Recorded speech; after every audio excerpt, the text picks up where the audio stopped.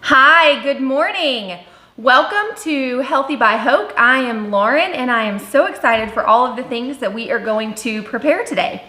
It is Sunday morning. It is my favorite time to cook and get ready for the week. I have a lot of things on the menu. I think that there's going to be a lot of things that you guys can take away from today's prep. So before we get started, I just want to remind you to subscribe. Make sure you click subscribe and make sure you hit the notification bell so that way you're reminded every time that I post a video. My video schedule is that I will post a video every single Sunday morning. One of the things that we're going to be making today is a breakfast casserole. I've been for the last couple of eats kind of having the same breakfast, and while I love it, it's time to switch things up. So earlier this week, I had a coworker who brought in a breakfast casserole and it was delicious. So I asked her for the ingredients and we are going to copycat it. So I'm going to use a reduced fat Mexican blend of cheeses. I'm also going to use all natural butterball breakfast turkey sausage. And I'm going to use egg beaters. This is going to be a great way to switch up my breakfast and also keep my calories around 200 for the breakfast morning, which is what I usually try to stay around 200 to 250. And when this is all said and done, it'll be 224. All right, so next up on the menu is chicken. We're gonna make chicken 3 different ways. So what I like to do is I like to buy a big tray of chicken just like this. I get it from Kroger. And I don't want to make all of the same kind of chicken because that is for sure going to wear us out throughout the week if we're eating the same flavored chicken. So the 3 chicken flavors are going to be a rosemary garlic chicken, a margarita chicken, and a cilantro lime chicken. I'm going to walk you through that step. The next thing we're going to do is we're going to use 3 pounds of ground turkey, and we're going to make this 2 different ways. The 2 ways that we're gonna make the ground turkey are, we are gonna make part of it taco style. So it's gonna have taco seasoning and rotel and some habanero salsa, and I'm gonna chop up some fresh jalapeno. The other way that we're gonna make the ground turkey is I'm gonna make a homemade teriyaki sauce, and I'm gonna make an Asian style bowl with a vegetable medley. So I've basically planned 5 different meals. It's 3 chickens and 2 ground turkey recipes and a whole host of vegetables to accompany it. That is what's on the menu. All right, so without any further ado, let's go ahead and get started with the breakfast casserole. I'm gonna preheat my oven to 350 degrees. The next thing I'm gonna do is I'm going to cook the breakfast sausage. I am gonna use the entire package of breakfast sausage. So this breakfast sausage totals 720 calories. So that is important because as we make our way through this, I'm gonna show you how I come up with a serving size. I know a lot of people struggle with how to count calories when it's not something that's pre-packaged. I'm gonna walk you through that so that way you can prepare your own foods and know exactly what you're eating and be able to keep track of your calories. So I'm gonna get started with the sausage. The breakfast sausage won't take but a few minutes to brown. You wanna make sure that it browns all the way. One thing about turkey is it doesn't turn quite the same color as pork or beef. It's always gonna be a little bit lighter, so don't be alarmed that it's undercooked if it's a little bit lighter in color. This ground turkey is almost done. We're going to drain it and press the grease out, and then we're going to add it to our casserole dish. All right, so the ground turkey is pretty well done. I'm less worried about getting it 100% done because I'm going to throw it in the oven and bake it. So anything that's maybe underdone isn't really that big of a deal because it's about to get baked at 350. Okay, so after I strain the grease out of the taco meat, I like to press it into a paper towel. I like to just try to get as much of that grease out as I can because it's gonna be healthier. All right, so that's pretty good. What I'm gonna do now is I'm gonna put this in my casserole dish. I'm gonna pour this in here. All right, and remember, this was 720 calories. The next thing I'm gonna do is I'm gonna do 3 cups of egg beaters. Okay, so I've got 3 cups of egg beater. I'm gonna add my cheese.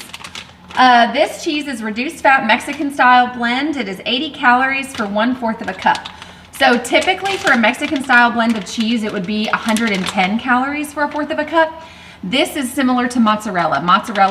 Shredded mozzarella is 80 calories for 1/4 of a cup. And this package is the equivalent of 2 cups, and I'm going to use all 2 cups. I'm going to preserve some of it to top the casserole at the end, so I'm not gonna put all 2 cups in the dish right here. So now I've added the cheese and the meat and the eggs together, and I'm going to just give this a good mix.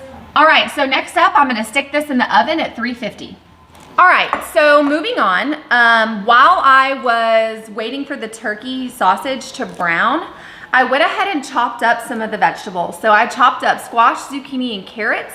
I am now gonna give this a little bit of drizzle in olive oil. I'm gonna put some garlic salt, kosher salt, and black pepper on it.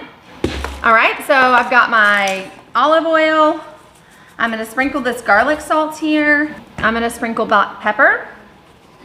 And then I'm gonna do some kosher salt. I'm gonna gently mix these up because I didn't get a bowl quite big enough, but that's okay. So I'm just gonna kind of gently toss these. And these are gonna go in the oven with the eggs at 350. I'm gonna add a little rosemary. I have some dried rosemary. I do have some fresh rosemary. I'm gonna use that when I make my rosemary chicken later. But since I wanna serve these veggies with that rosemary chicken, I think that if I put some rosemary on the veggies, it'll complement the chicken. All right, so I got my rosemary on, and now I'm going to pour this in my foil-lined baking sheet. So next up is the chicken. I am going to make 3 different types of chicken. So I'm gonna go ahead and tear into this chicken package, and I'm gonna chop into bite-sized pieces the chicken that's going to be the cilantro lime chicken. So for this chicken, I'm simply going to take the chicken, kind of cut it into the size pieces that I would really want it to be when it's ready to be served. And I'm gonna add it to my skillet over here. I haven't turned the skillet on yet. I'm not gonna turn it on until I'm ready to add my seasonings, and since my hands are gross, I'm not really ready yet. So I'm gonna take this chicken and I'm gonna put it in this Ziploc bag, and I'm gonna pound it. You gotta be careful that you don't overdo it when you do pound out your chicken. If you do, you can make it to where the chicken really falls apart. So what I'm gonna do next is I'm gonna take this chicken and I'm going to now cut it. So I have essentially, I took 1 chicken breast and I've now cut it into 2. Those chicken breasts are so thick that this is certainly enough chicken for a single meal. We don't need to eat, you know, an entire breast. So I pound it out so that way I can also just get more out of my chicken. So now I have 4 breasts here, or 4 servings rather. I'm gonna stick these back in this bag because I'm going to allow this chicken to marinate in the seasonings and things that I'm going to cook it in. Okay, one thing you'll notice is I've brought over another cutting board. I was just cutting on this green cutting board, and I was using this knife. This cutting board is what I cut the squash and zucchini and carrots on, and I was using this knife. I always have 2 cutting boards going in the kitchen at all times. You do not want to cut your meat and your vegetables using the same cutting board. You will cross-contaminate and almost certainly make yourself sick. Okay, so for the cilantro lime chicken, it's obviously pretty straightforward. I'm gonna take some cilantro, and I don't really want these big giant leaves of cilantro, so what I like to do is pluck the cilantro off the stems, and then I actually chop them. And there's a little trick to chopping them.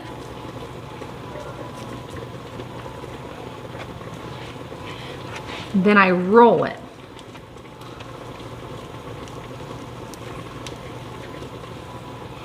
Once it's rolled,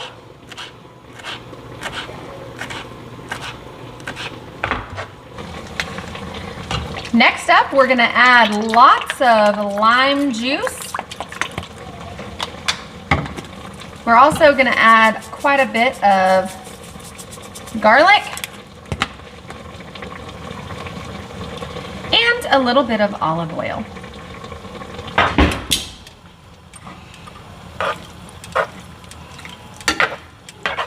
All right, so for the rosemary chicken, we are going to add a little olive oil,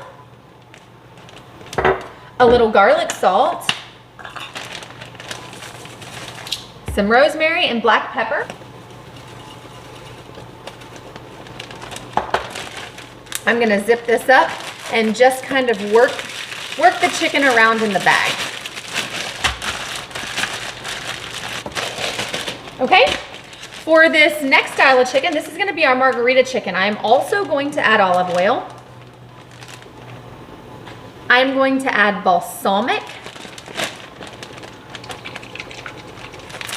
garlic salt.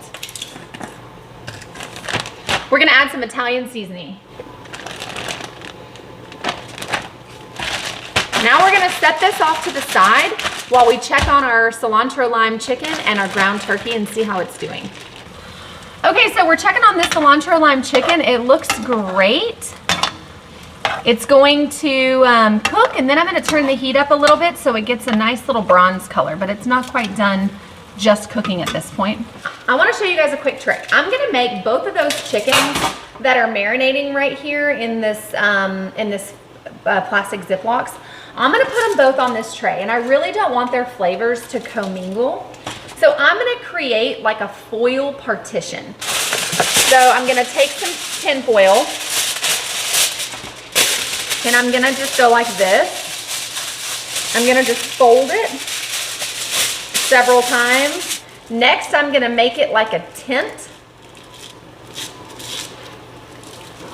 And then I'm gonna flare out the bottoms just a little bit. Okay, so the piece of tinfoil was a little bit too long, so I've cut it down. And so now you can see that I have a partition in the middle of my tray here.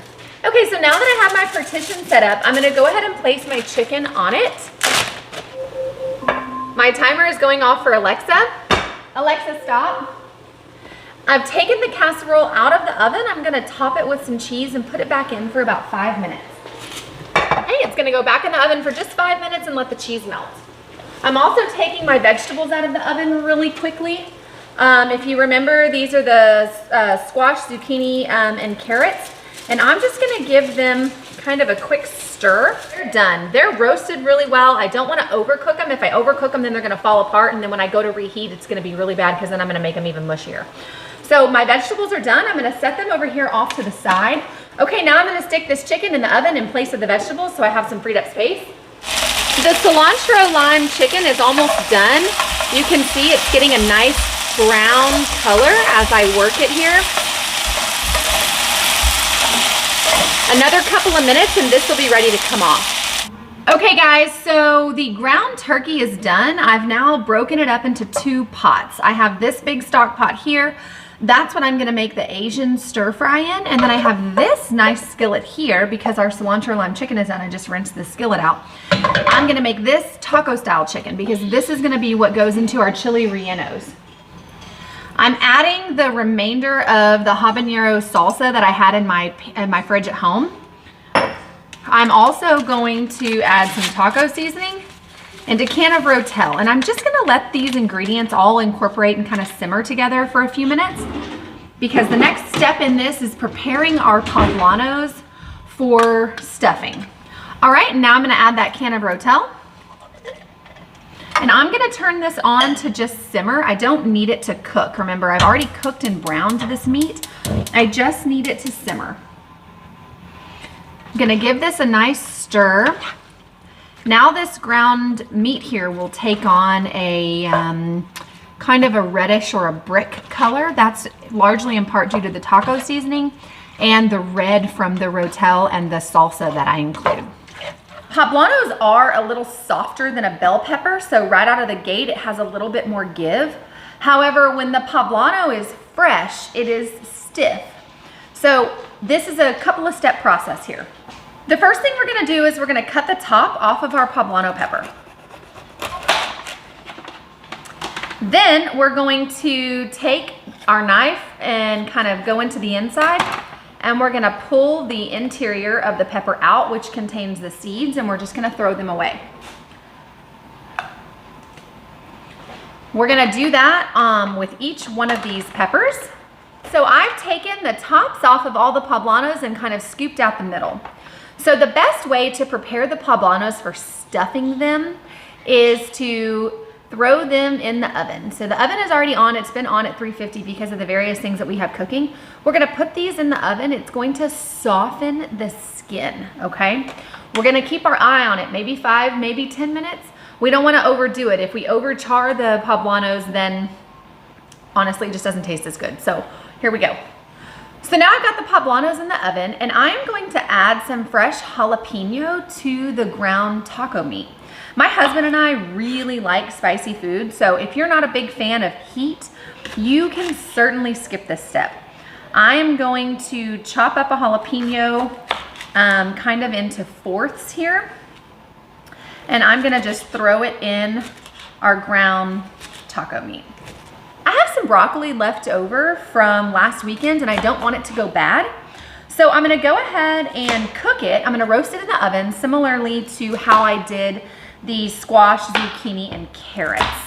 As I make lunches, I'm sure there'll be a need for veggies. You know, it's one of those things you kind of can't eat too much of, so may as well get these cooked and they can accompany any one of those chicken meals that I'm making. I didn't even clean the foil from the vegetables that I just made because I'm gonna just olive oil, salt, and pepper them anyway. So I'm just gonna throw the broccoli right back on this cookie sheet. Okay, with a little olive oil, salt, and pepper, this is gonna be ready to go in the oven. Okay, so my chicken is almost done, and the rosemary chicken is going to be done as soon as it comes out of the oven. It doesn't have a second step. The margarita chicken I'm gonna put back in after I add some basil, some mozzarella, and some cherry tomatoes. So I'm gonna go ahead and prep the cherry tomatoes right here. I'm just cutting them in half, as you can see. So here's the chicken that we just cooked. The rosemary chicken is done. The toppings for it is going to be a lemon slice and a sprig of rosemary, a lemon wedge and rosemary for each of these beautiful chicken breasts here. So I'm gonna open this package. Mozzarella is such a treat. I really love mozzarella. I love the way it melts and I just love it. So I'm gonna take a couple pearls and I'm gonna stick them on top of the chicken. And then this is gonna go back in the oven for a good 5 minutes so the mozzarella has time to melt. I wanna show you guys that I've taken the rosemary chicken off the tray and I've only got my margarita chicken, which is gonna get zapped in the oven for just a few more minutes. So you can see here, I've added the pearls, I've added some cherry tomatoes, and after it comes out, I'm gonna add some fresh basil to it. It's gonna be really lovely. This is gonna get put right back in the oven for just a few minutes. Okay, next up, I'm gonna go ahead and start some asparagus. So I've got 2 bundles of asparagus. What I do when I get asparagus is I typically chop the last 1 or 2 inches off the bottom. Though that end of the asparagus is typically pretty tough, I am chopping the ends off of the asparagus, and I'm actually gonna cook my asparagus in a cast iron skillet. I absolutely love cooking in cast iron. If you have been following me for a few years on Facebook, you'll know that I cook a lot of my food in cast iron. Just to give you an idea at how much I typically cut off, it's this big. So it's about the length of my pointer finger. Reason being is you can see that it's white and dried out, then it becomes purple. It's not until it gets nice and green that I really want to keep it. So I chop everything else off. Okay, I'm gonna turn the camera around. I wanna show you guys a couple of things. First off, our poblano peppers are out of the oven and they're really soft now. If I would have tried to squeeze this much earlier, the whole pepper would have cracked. We wanna get it soft so that way when we're shoving our turkey in there to cook later, we aren't breaking the shell, because that would be a bummer and wouldn't look pretty and wouldn't be our stuffed poblano. So each one of these is just so soft. I mean, I can fold the whole thing, you know, against the direction. Okay, I wanna show you the asparagus here. I've got some olive oil in a skillet, not too much, just a little. I'm also gonna add about 1/4 cup of water.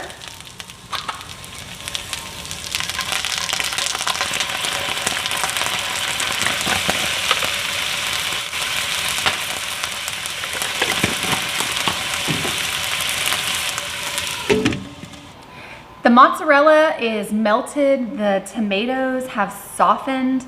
This is looking amazing. So now for the final touch, I am going to open the fresh basil that I got. So fresh basil, not dried. And I'm just gonna pull a sprig off, and I might even tear it just because these leaves are kind of big. And my chicken they're not huge chicken breasts, so just so it's pretty, I'm gonna pull some of the smaller pieces off and just decorate the top of the chicken. And when we go to eat this, it's just gonna be amazing. This is something that's really gonna hold its moisture well and make for a really great lunch or dinner. The last thing I'm gonna do is sprinkle it with a little bit of Italian seasoning. Before we move on to the next project, which is gonna be stuffing the poblanos, I wanna show you how beautiful the chicken that we just cooked turned out. Look at this chicken, it's absolutely beautiful. We have our rosemary chicken with the lemon wedge, and then we have our margarita chicken, which has fresh mozzarella pearls, cherry tomatoes, and basil, and was marinated in a balsamic. I am ready to start stuffing the poblanos. So as I mentioned earlier, they're nice and soft. One of the things that we're gonna need is a spoon for stuffing, a measuring cup to make sure we don't use too much cheese, and then we have our awesome taco meat. And if you remember, after I browned the meat, I added taco seasoning, Rotel, salsa, and 1 fresh jalapeno that was cut into fourths. Okay, so to start, I'm gonna measure 1/4 cup of cheese. So this is not reduced fat, this is regular Mexican blend cheese. And as I mentioned earlier, 1/4 cup of this is 110 calories. So I'm gonna get my measuring cup. I'm gonna go ahead for this first one and scoop 1/4 cup of cheese. What I like to do is I like to put a little bit of cheese in the bottom, then I put the meat inside the relleno, and then I add some cheese on top. So I'm putting a little bit of cheese in the bottom. I'm gonna get my spoon. I'm gonna stuff the poblano. Really try to kind of get it down there.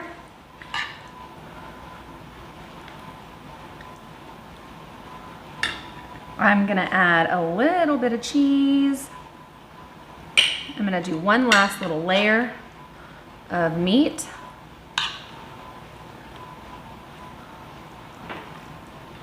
And then I'm gonna put cheese on top.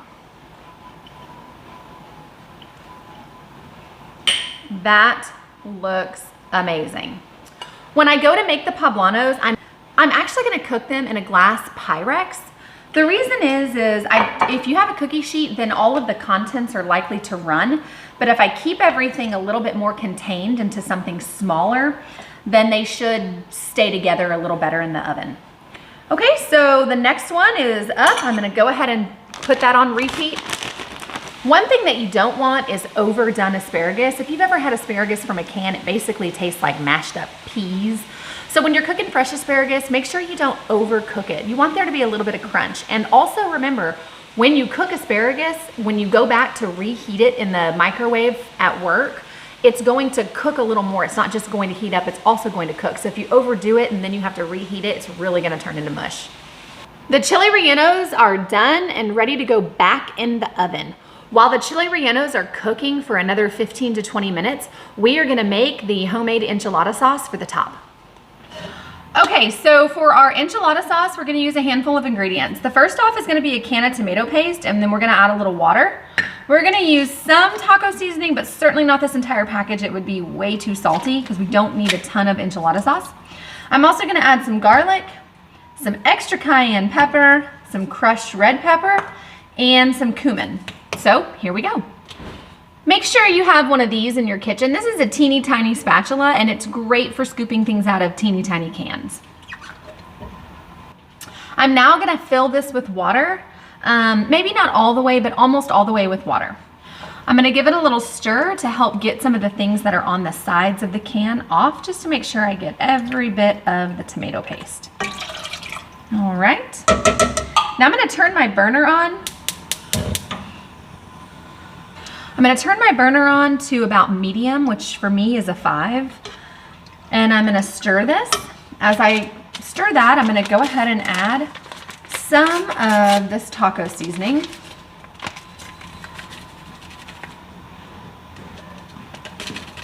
I'm also gonna add some of this garlic salt.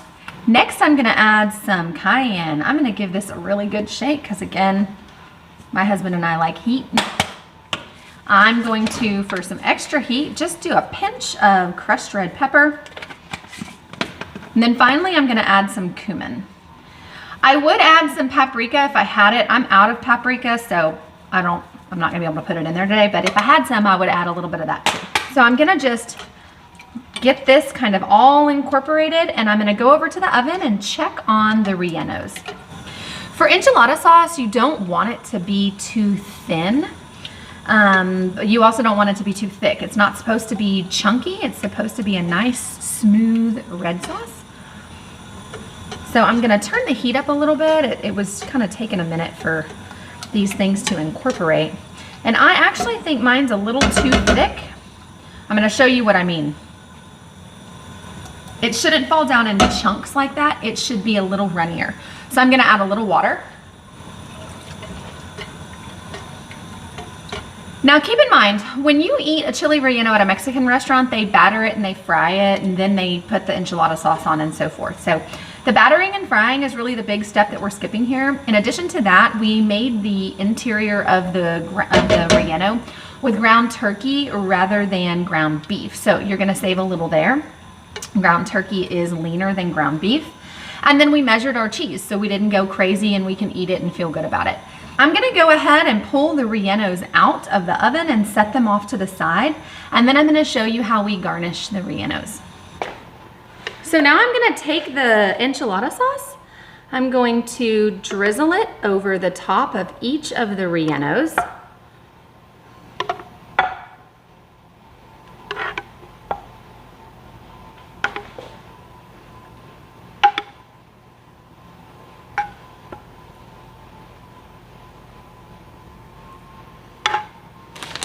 Lastly, I'm going to sprinkle with just a tiny bit of cheese. And remember, this cheese is just for a garnish, so we're not gonna get carried away. All right, our chili rellenos are done and they look beautiful. If you will remember earlier, we made 2 different types of ground turkey. Well, I haven't done anything with the second type. The first type is what we made our ground taco meat with. The second type is gonna be our Asian ground turkey, but we've gotta give it an Asian flavor. So what I'm gonna do right now is make a homemade teriyaki sauce or soy sauce, stir-fry sauce, we'll call it that, homemade stir-fry sauce. So I'm gonna put my burner on about a 6, and I'm going to add 1/4 cup of water. I'm going to add a little less than 1/4 cup of red wine vinegar.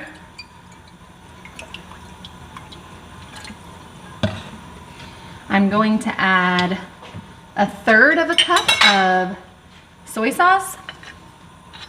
So the bummer here is I thought that I had low sodium soy sauce and I don't. So this is certainly higher in sodium than I would like, but the good news is very little calories.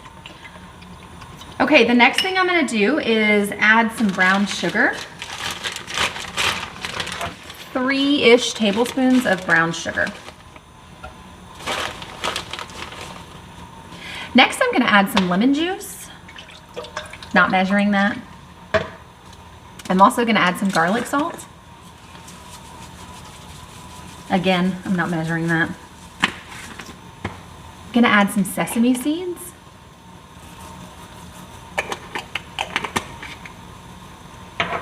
And some crushed red pepper. Now, you will notice if you copycat this, when you first get all the ingredients in there, it's really thin. If you've ever purchased at the store a jar of stir-fry sauce, you'll notice that it's thicker. It's a little caramelized and thicker. Well, so once this kind of gets up and boiling, I'm gonna show you how we thicken it. You can thicken it two ways. You can either thicken it with flour or you can thicken it with cornstarch. Now, if you're going to thicken it with flour, the way to do it is you put a tablespoon or two of flour into, say, your Pyrex, glass measuring cup, and you add water to it, and you whisk the flour and the water together. And then you add the water flour mixture to it, and that will thicken it. If you don't have flour, you can use cornstarch. Cornstarch you can actually add straight to it, and it will thicken on its own. I prefer the water flour method, so that's what I'm gonna do today. But if you look up stir-fry sauce recipes, they almost all call for cornstarch. All right, so I'm gonna go put a little water in the Pyrex. Not too much, just a little. This was, a third or a half of a cup. Next, I'm gonna open my flour.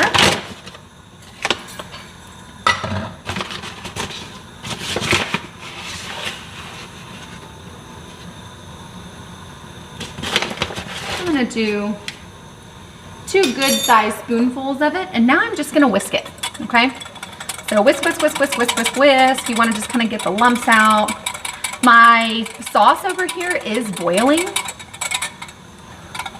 And if I can, I'm gonna try to show you guys the difference and what it looks like, okay? So right now you can see how thin this is.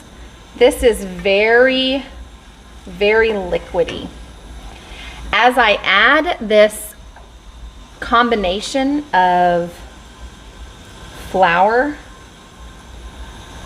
and water, it's going to slowly thicken, and we're gonna get it to just the consistency that we want.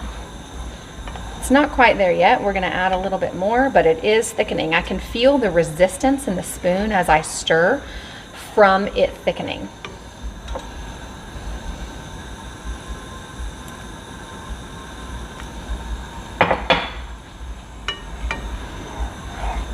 Oh, now it's thickening.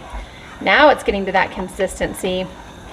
Okay, boy, we've got it now. Okay, so what I'm gonna do is I'm gonna turn this off and immediately remove it from the heat because I don't want it to get too thick. Okay, so what I've got here is I've got the remainder of the turkey. So you can see the remainder of the ground turkey is in the pot. I'm gonna turn the stove back on to just a low simmer. We certainly don't need it to cook. It has already cooked. But as it sat here for a little bit as I've been preparing other items, it has, it needs a stir. I need to break it apart again. All right, so I've got the turkey broken apart, and what I'm gonna add to it is an Asian medley of vegetables and this homemade stir-fry sauce. Okay, so I'm gonna pull this pouch out. This is just a package of Asian stir-fry veggies. They are frozen. I am also going to add a package of green beans because I don't think that my medley is quite enough. So I'm gonna add a package of green beans to it. So now this will be really heavy in the vegetable department. So we've got the stove on. I can see the steam coming off because these veggies again were frozen. They will slowly melt in the pot. I'm gonna go ahead and add my stir fry. So that way these vegetables and the meat can all slowly simmer and incorporate together.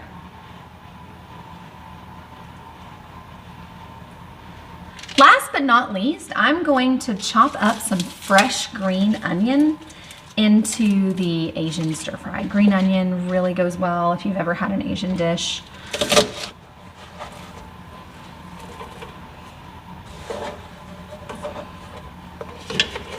Our last menu item today that actually requires the oven is gonna be these potatoes. So these are called petite white gourmet potatoes. They're really little, as you can see. And they're awesome. They're really, really awesome. My husband absolutely loves them. Some of these that are a little bit bigger, so you can tell they're smaller than golf ball size. Some of these that are a little bigger, I'm gonna cut, and some of them I'm not. They will cook in the oven pretty darn quick. They don't take long. First off, they're tiny, but additionally, they're soft. They're a lot softer to start out than your typical russet. It's rosemary potatoes. I'm gonna use these potatoes. I'm also gonna use a little olive oil, a little Italian seasoning, some garlic salt, and of course, some dried rosemary. And now I'm gonna just kind of do one of these with some olive oil. Now I'm gonna give some shaking of the garlic salt. That was my oven telling me I'm preheated. We're gonna do rosemary. Again, these potatoes are gonna go so well with the rosemary chicken that we've got cooked already. And just a tiny bit of Italian seasoning. I'm not gonna go crazy with it, just a little. And now I'm gonna just give this a stir. And they're ready to go in the oven. For those of you that are not familiar with cooking black beans, I buy canned black beans, but before you use them, you have to rinse them. They have this brown kind of sludgy stuff. It's really the water that they're packed in, but because the beans are starchy, when they sit in the can over a long period of time, they begin to break down a little bit. And they color the water the same color that they are, and the water is kind of thick from the starch. So you really want to make sure that if you're going to use black beans from a can that you rinse them first. So I added some cilantro to my corn and black beans, and then I just shook some lime juice over the top. You don't have to microwave or heat up the corn and black beans because remember, as these are part of the packaging for lunches, they will be heated up. We are essentially done with all the cooking. Yay! It took me about 2.5 hours from start to finish. I know by the time I edit this video, all of the time will seem like it went really fast, but all in all, it was about 2.5 hours. With the exception of the potatoes, they are still in the oven, but I'm gonna walk you over to the food, show you what all we've got, and then I'm gonna work on plating. So, remember, we have our chili rellenos, balsamic margarita chicken, rosemary and lemon chicken. We had some extra broccoli, so we roasted it. Here's our asparagus, cilantro lime chicken, mixed veggies that are squash and zucchini, our breakfast casserole, Asian stir fry with a medley of veggies, and then corn and black beans along with some rice. Now it's time to put everything in containers and see what our week's worth of lunch and dinners looks like.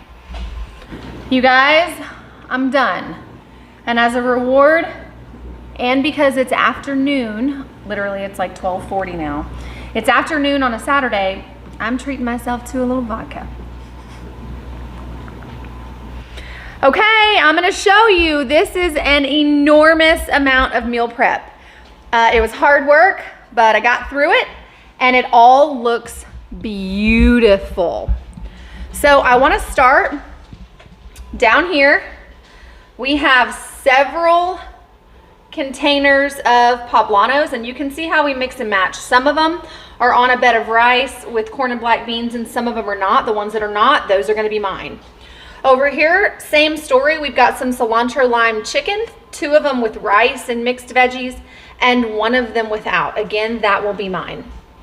Then we have these cute little containers. These are 3 containers of my Asian stir fry, which doesn't have any rice, so it's just the ground turkey and a vegetable medley and a homemade stir fry sauce.